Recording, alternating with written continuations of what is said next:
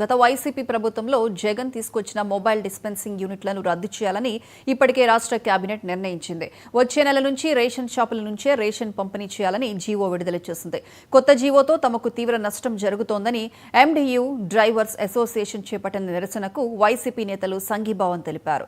మాజీ ఎమ్మెల్యే వాసుపల్లి గణేష్ కుమార్, జిల్లా అధ్యక్షుడు కేకే రాజులు మాట్లాడుతూ రేషన్ షాపుల వద్ద గంటల తరబడి క్యూ లైన్లో వేచి చూడలేకపోతున్నామంటూ వృద్ధులు, వికలాంగులు జగన్కు చెప్పడంతో ఇంటి వద్దే రేషన్ ఇచ్చేలా చర్యలు తీసుకున్నారని గుర్తు చేశారు. 18,500 మంది డ్రైవర్లను రోడ్డున పడేయడానికి కూటమి ప్రభుత్వం కుట్ర చేస్తుందని ఆరోపించారు.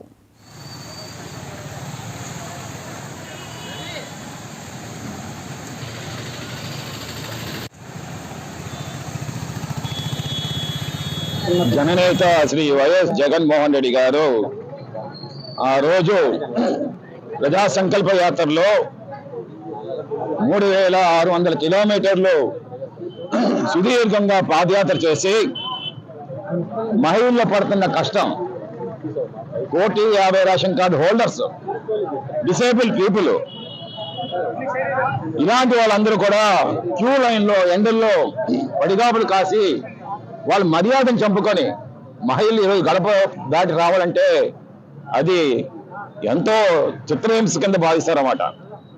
అలాంటి మహిళలకి ఈరోజు ఒక మంచి మర్యాద ఇవ్వాలి. ఏ ప్రభుత్వం అయినా సరే మహిళల్ని గౌరవించిన ప్రభుత్వాలే ఈరోజు అవి బాబాసాహెబ్ అంబేద్కర్ ఆశించిన ఆశయాలన్నమాట. మరి ఈరోజు 1,50,00,000 మహిళల్ని రోడ్డును పడేస్తా ఉన్నాడు చంద్రబాబు నాయుడు. రోడ్డును పడేస్తా ఉన్నాడు. అటువంటి ఫ్లాగ్షిప్ ప్రోగ్రామ్ ఇది. ఏంటి, 2021లో 9,600 గత వైఎస్ఆర్ కాంగ్రెస్ పార్టీ ప్రభుత్వ ఆధ్వర్యంలో ఆనాటి ముఖ్యమంత్రి వర్యులు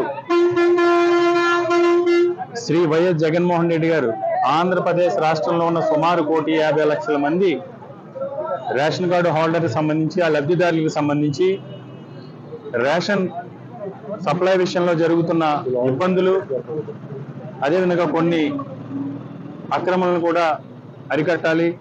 ముఖ్యంగా వారికి గడప వద్దకే రేషన్ డోర్ డెలివరీ చేసి ఆ కుటుంబాల్లో ఉన్న మహిళలకి మేలు చేయడంతో పాటు వాళ్ళ ఆత్మగౌరవాన్ని కాపాడాలి అని ఒక అద్భుతమైన వ్యవస్థను రూపొందించి ఆ వ్యవస్థలో ప్రత్యక్షంగా పరోక్షంగా 20,000 కుటుంబాలకి ఉపాధి ఉద్యోగ అవకాశాలు కల్పించడంతో పాటు ఆ వ్యవస్థ ద్వారా నాణ్యమైన రేషన్ సరుకుల్ని ఆ 1,50,00,000 మంది కుటుంబాలకి కూడా అందించే కార్యక్రమాన్ని చేపట్టడం జరిగింది.